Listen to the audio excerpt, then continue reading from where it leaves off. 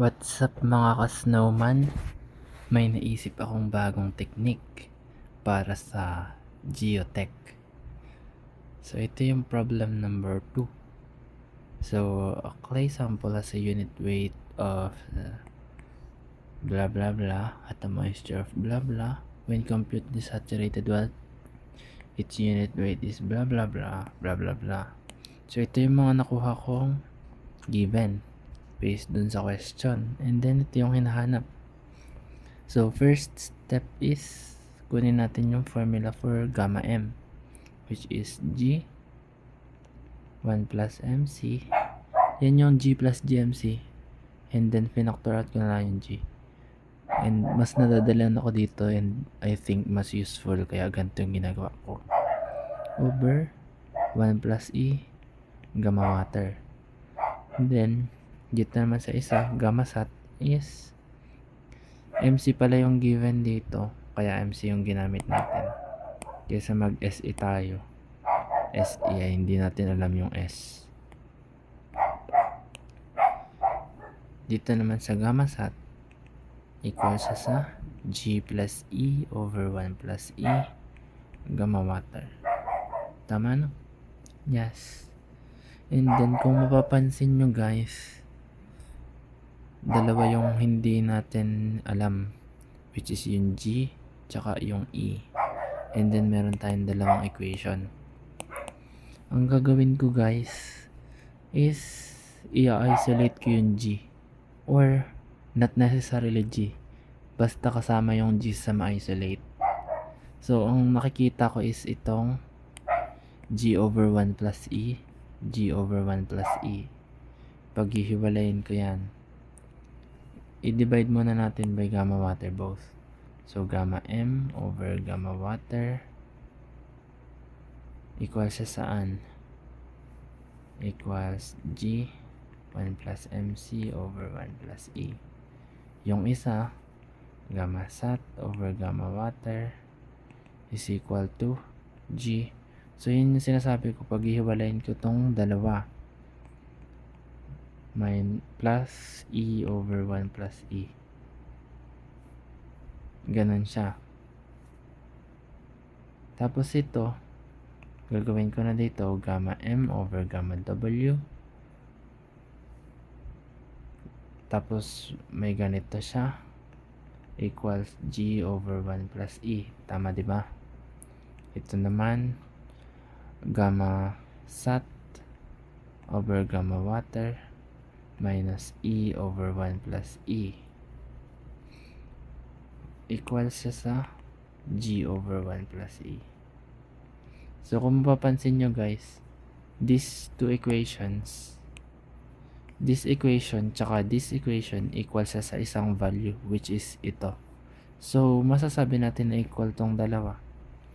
So we can say that gamma M over gamma water 1 plus MC equals siya sa gamma sat minus gamma water o minus E over 1 plus E.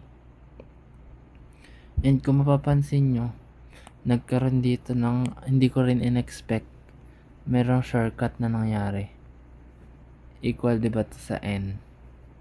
So we can say that N, ilipat natin to sa kabila dito, so positive na siya, and then ito nilipat natin transpose, tapos ito lipat natin sa kabila, ito yung maging negative gamma M over gamma water 1 plus MC, and then ito yung gamma sat minus gamma water mariretain. So actually guys, nakabuo tayo ng formula. Pwede natin i-factor out tong gamma water, and gamma water is equal to gamma sat minus gamma M over 1 plus MC. Yan yung na-invento kong formula guys. Try natin kung gagana. Ang sagot dito is 0.34 ata, 343. So try natin. So yan ay X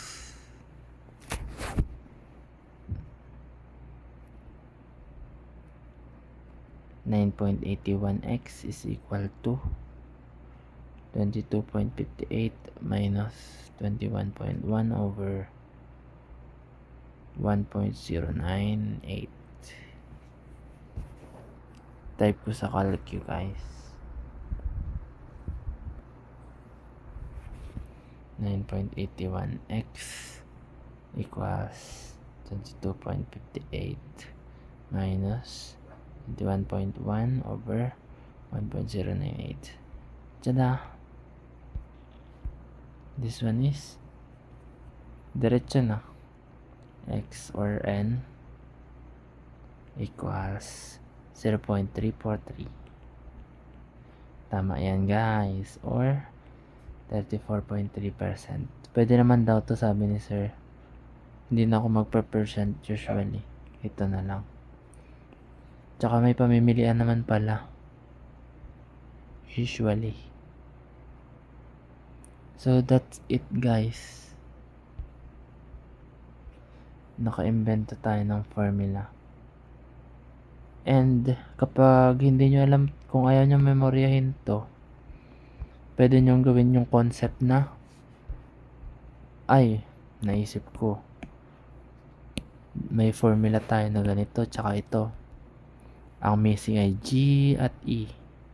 So, ang gagawin mo, gagawa ka na ng relationship ng dalawa. I-equate mo na siya in terms of G. Para mawala na yung G sa mundo. Given to lahat. So, masasagot natin.